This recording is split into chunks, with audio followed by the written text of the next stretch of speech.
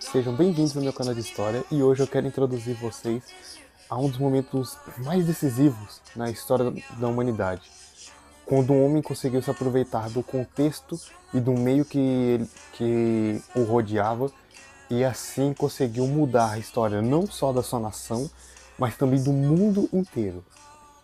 Iremos analisar a Era Napoleônica. Dessa época, o mundo tinha recém visto o fim da Revolução Francesa, que por si só já foi um grande marco na história, tanto que a história está dividida entre história moderna e história contemporânea, e o marco que criou a história contemporânea, que deu essa nova face para a história da humanidade, foi justamente a Guerra da Bastilha, que era um símbolo do absolutismo francês, e que começou na prática a Revolução Francesa, porque e durante a Revolução Francesa muita coisa aconteceu.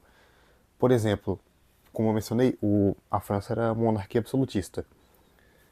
E assim como várias outras monarquias, como por exemplo o Sacro Império Romano Germânico, o Império Russo. Porém, a França estava com vários problemas financeiros durante a pré-Revolução Francesa.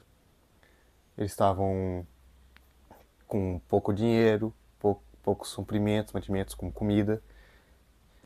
O clima estava, em geral, muito ruim na Europa, que era uma das piores crises que estiveram nos últimos séculos. Porém, para piorar mais ainda a situação, o rei da França teve a, entre várias aspas, brilhante ideia de apoiar uma guerra de independência em uma das colônias britânicas, já que o Reino Unido da Grã-Bretanha, que depois viria a se tornar Império Britânico e agora Reino Unido da Grã-Bretanha e Irlanda do Norte, sempre tinha sido historicamente um grande inimigo dos franceses. Então, o dos poucos suprimentos, do pouco dinheiro que eles ainda tinham, eles mandaram grande parte para os Estados Unidos para eles lutarem sua guerra de independência, que acabou de maneira favorável para os americanos. Já para os franceses a situação ficou muito, muito pior. Então a população se revoltou e o que aconteceu foi a Revolução Francesa, com o rei sendo tirado do seu poder absoluto, sendo preso, posteriormente foi executado. A Igreja Católica, que validava o poder divino, validava o poder de governar do rei com uma premissa de que o rei é rei porque Deus quis. Ela teve seus bens apreendidos, nomes de ruas que eram nome de santos tiveram nomes trocados para dar mais força para a revolução. Porém, chegou um momento que a revolução ela estava chegando no, estava ficando muito sanguinária mesmo. Até hoje tem vários historiadores que chutam para mais de 250 mil mortes durante esse período, que até hoje são números que assustam bastante, e principalmente naquela época que a população do mundo era bem reduzida, se levarmos em consideração a população como está hoje, como está na época. Naquela época tinha mais ou menos 1 bilhão de pessoas, um pouco menos, era perto disso. Mas, enfim, voltando ao tema da Era Napoleônica, o que aconteceu foi que, com o fim da Revolução Francesa, o diretório assumiu o controle na França para tentar restabelecer uma certa consolidação política, tentar restabelecer uma organização dentro da nação que estava bem deteriorada. Com isso, eles também tinham que tentar resolver a relação deles com as nações estrangeiras, porque nesse período da Revolução Francesa eles também tiveram algumas guerras contra as nações vizinhas, que foram as guerras de Primeira e Segunda Coalizão. Com isso, um jovem general chamado Napoleão Bonaparte aproveitou essa estabilidade e que ele estava ganhando uma fama, né? Porque ele teve campanhas militares bem-sucedidas na Península Itálica, contra o Império Austríaco, que é governado pela Casa de Habsburg, que era uma das mais tradicionais da Europa e influentes também. E com isso ele estava ganhando uma notoriedade como uma pessoa muito importante dentro da nação. Por isso ele também foi mandado para o Egito. Primeiro porque eles estavam um pouco apreensivos porque ele estava tendo uma ascensão, um estrelato muito rápido. Eles estavam com medo de se dar algum problema, então e mandaram ele para o Egito porque também seria incrível conquistar o famoso Egito. Então o Napoleão iniciou a campanha no Egito, que militarmente foi um fracasso, porém foi muito importante para a historiografia em si, principalmente na área da egiptologia. Como, por exemplo, foi descoberta a Pedra de Roseta, que ajudou a redescobrir o idioma falado no Egito com seus hieroglifos, porque já tinha, a Pedra de Roseta estava escrita em 3 idiomas, com hieroglifos, linguagem grega e uma outra língua muito falada no Egito. Como era basicamente o mesmo texto nesses 3 idiomas, conseguiram fazer uma associação e descobrir como que era falado, o que os símbolos significavam. Então dá para ver que foi importante de uma maneira ou de outra. E quando ele voltou para a França, ele estava com status de herói no máximo por tudo que ele estava fazendo. Então Napoleão encontrou algumas pessoas fiéis, marchou até Paris e no dia 18 de Brumário, esse era o dia no calendário revolucionário, porque eles mudaram até a quantidade de dias na semana, que passou de 7 para 10 dias. 18 de Brumário seria aproximadamente no dia 9 de novembro, no nosso calendário gregoriano. Então, no dia 18 de Brumário de 1799, Napoleão Bonaparte deu um golpe de Estado, decretou o fim do diretório e criou um novo governo, o consulado.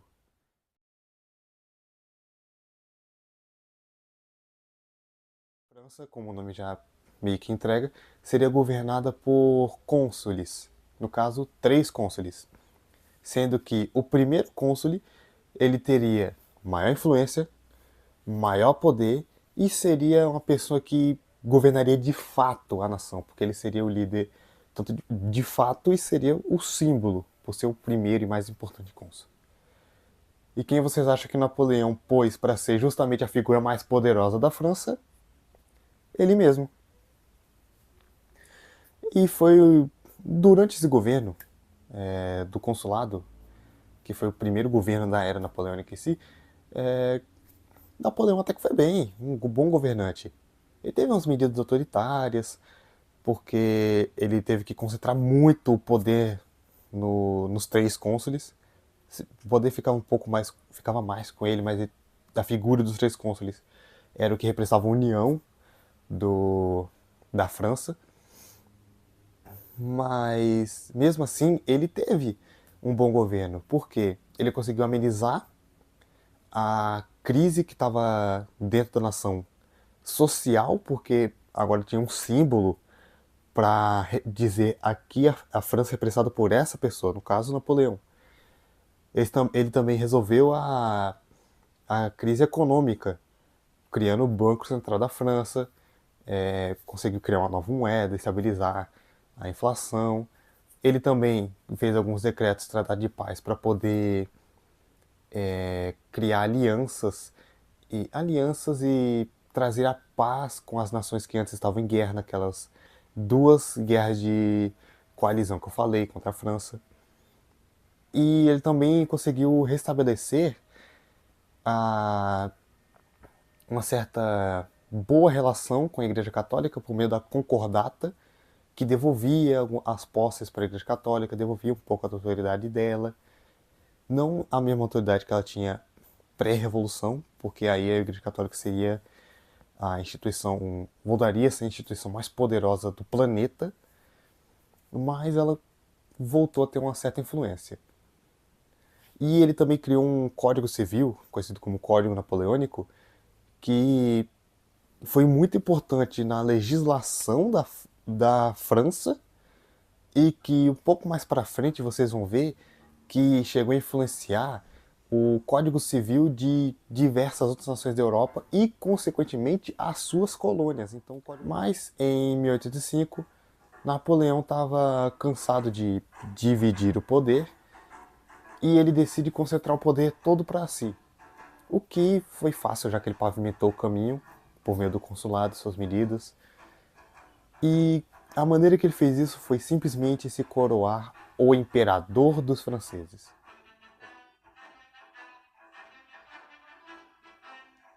O que podemos dizer é que Napoleão ele criou uma monarquia muito forte, principalmente no sentido militar, criando uma grande expansão, principalmente na Península Ibérica, também na Itália.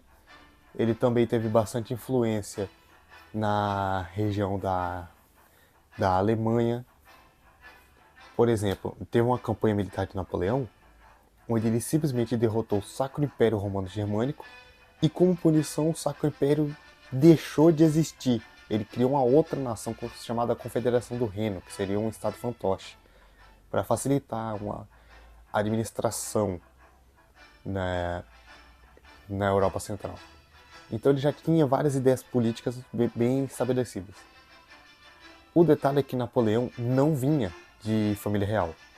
Ele vinha de uma família de classe média, de um pai que era comerciante italiano. Ele nasceu na Córcega, era francês, mas o pai era italiano, tanto que seu nome verdadeiro é Napoleone di Bonaparte. Ele apenas deixou uma forma um pouco mais francesa para ser aceito. Então qual foi a medida dele?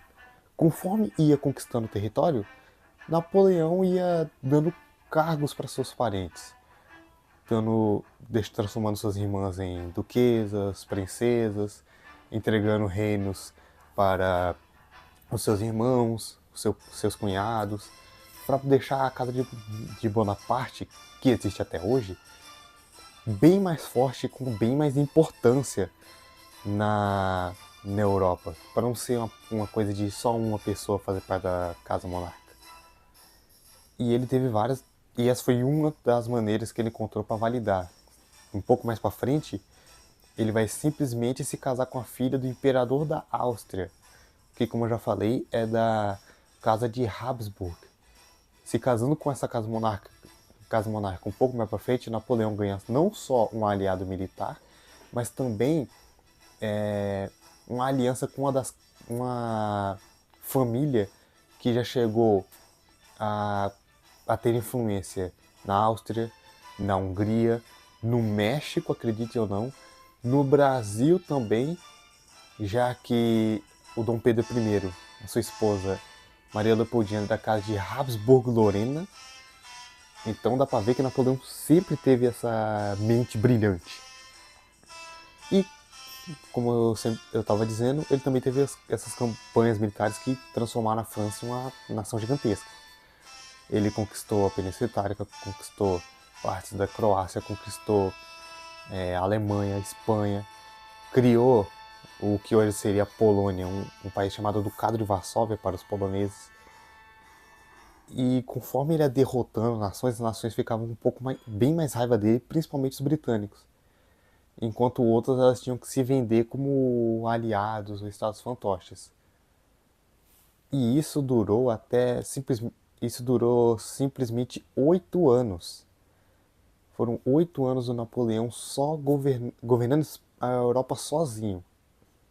Uma das poucas vezes que ele conseguiu ser derrotado foi em 1805, na Batalha de Trafalgar, quando a Marinha Francesa e a Marinha Espanhola perderam para a Marinha Britânica.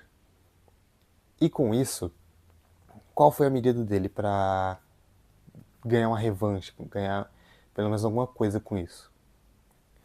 Ele instaurou o bloqueio continental, que basicamente exigia que nenhuma nação do continente europeu inteiro pode fazer comércio com os britânicos.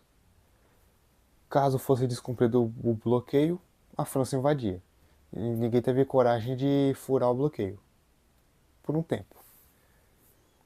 porque a nação de Portugal ela continuou fazendo comércio escondido, porque o Império Britânico sempre foi tido como um aliado de Portugal, porque eles ajudaram sua independência.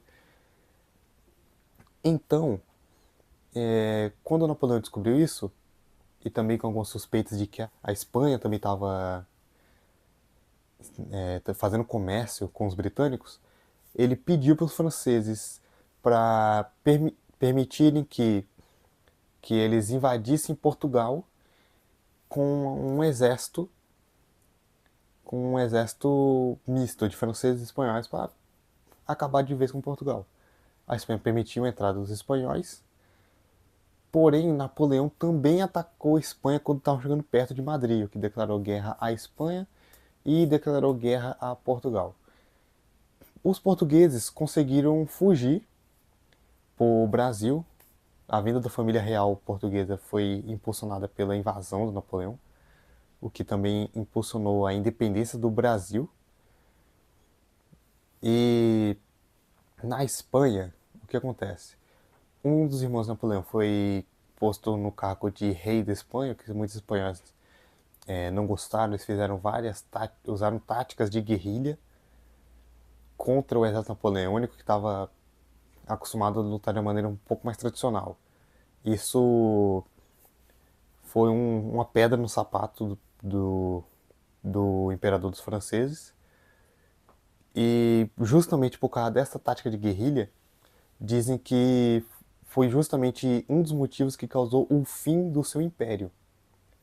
O outro motivo foi simplesmente a campanha militar na Rússia, porque a Rússia também estava aparentemente querendo furar o bloqueio continental. E com isso, o Napoleão teve a brilhante ideia de invadir o maior império em território contínuo que já existiu.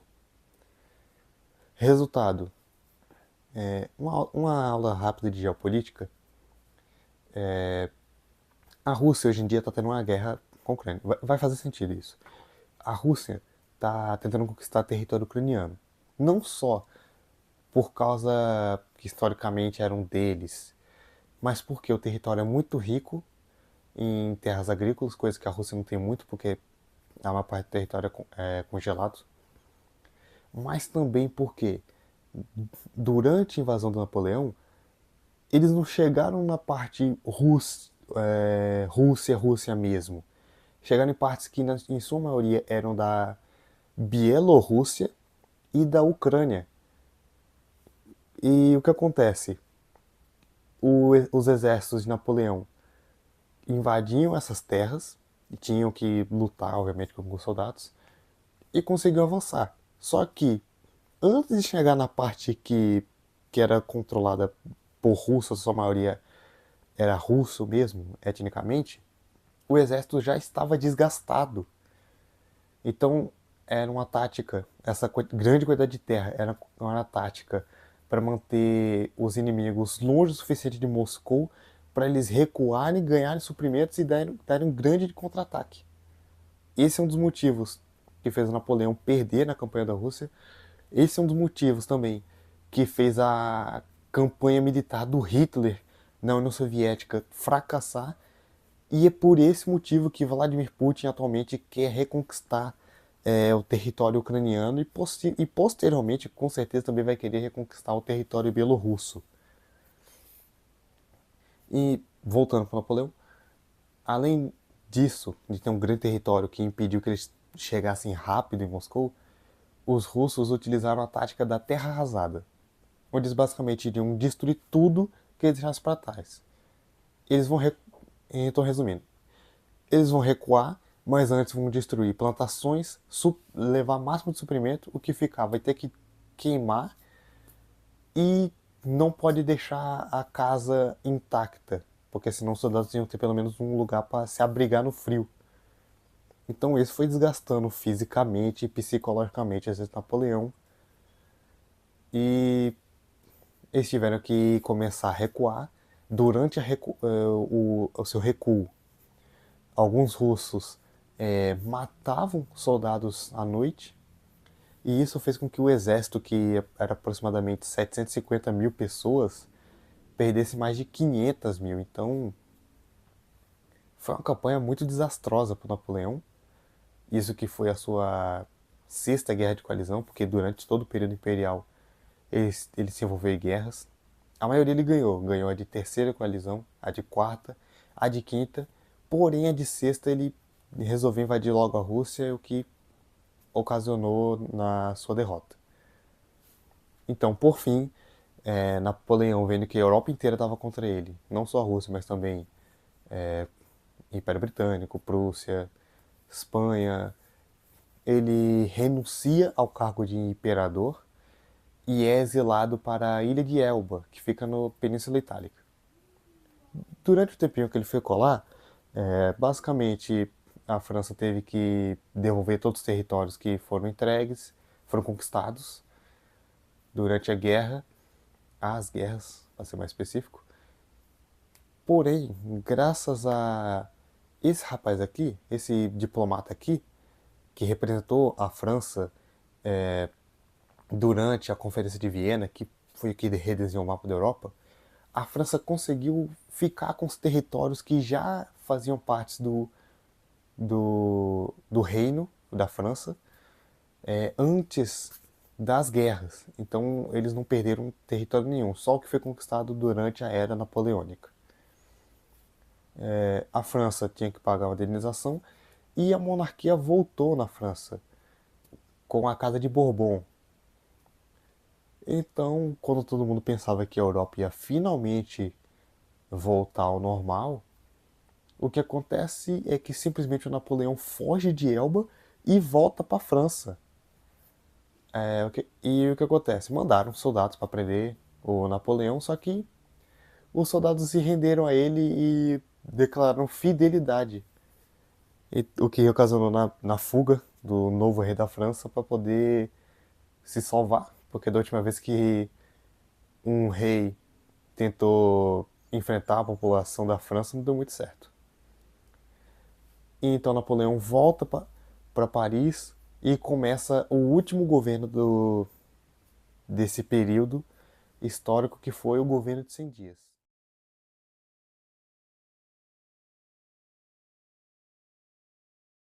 Nessa período do governo de 100 dias, era aplicar uma tática de é, conquistar um pouco de território e fazer uma proposta com a nação que perdeu terras de paz em troca daquele pequeno território. O que seria interessante para ele, porém, como a Europa inteira estava ressentida e estava alarmada com a volta de Napoleão, ele não teve tempo suficiente de buscar aliados. Então, 17 nações do velho continente se juntaram contra a França e o Reino de Nápoles, que sinceramente não fez grande diferença. Então, após os 100 dias, Napoleão tendo que tentar restabelecer integridade política na França, restabelecer as crises que a nação voltou a se afundar e tentar ganhar batalhas externas, ele finalmente foi derrotado em definitivo na Batalha de Waterloo, nos Países Baixos, onde o exército francês, o restante do exército francês, perdeu para as forças britânicas lideradas pelo Duque de Wellington, e pelas forças prussianas e holandesas lideradas pelo general von Blücher. Após isso, essa segunda rendição na Guerra de Sétima Coalizão, Napoleão dessa vez foi exilado para bem mais longe, na ilha de Santa Helena, no Atlântico Sul, e ele passou os seus últimos dias de vida lá, na cidade de Longwood, onde ele ficava sendo inspecionado, não inspecionado, ficava sendo observado pelos britânicos para garantir que ele não ia fugir mesmo. E lá ele morreu de causas que são controversas. Alguns dizem que ele morreu de câncer, porque ele estava É descrito que ele estava com vários problemas, sangramento interno, estava bem mais pálido que o normal, estava delirando nos seus últimos dias. Então, algumas pessoas, o laudo oficial dizia que ele morreu de câncer. E já outras pessoas acreditam que os britânicos propositalmente envenenaram Napoleão, como uma espécie de vingança pelo que ele fez. Mas o que é fato é que Napoleão Bonaparte morreu na isolada Santa Helena, e mas mesmo assim teve um grande legado revolucionando a arte da guerra como um todo, espalhando o seu Código Civil por meio das guerras para toda a Europa. Meio impulsionou bastante, inclusive até a independência do Brasil, porque como eu falei, com a invasão dele a Portugal, a família real fugiu para o Brasil, e durante a Conferência de Viena, para redesenhar o mapa da Europa, foi dito que só poderia participar aqueles reis que governassem países europeus. Como Dom João estava no Brasil, fugindo do Napoleão, ainda poderia participar da conferência. Porém, ele declarou o Brasil como Reino de Portugal, Brasil e Algarves para poder participar. E essa elevação do Brasil de colônia para reino foi algo que mais posteriormente vai fazer o grito de independência acontecer. Porque queriam tirar essa soberania do Brasil para ele voltar a ser colônia, coisa que não queriam. E aí teve a independência e independência do Brasil. Então dá para ver que foi um cara que mudou a história como um todo. Esse foi um vídeo curto, um vídeo bem curto até. Espero que tenham gostado, que não tenha ficado muito confuso, muito acelerado, atropelando as coisas. Mas caso tenha alguma dúvida, só comentar aqui que eu vou responder para vocês. E lembrando sempre, o intuito do canal vai ser dar a vocês a introdução para o assunto para vocês tomarem uma iniciativa de estudarem por conta própria para terem uma certa independência, uma certa capacidade de pensar sozinho sobre a história do mundo em si. Então, fique com Deus e até a próxima.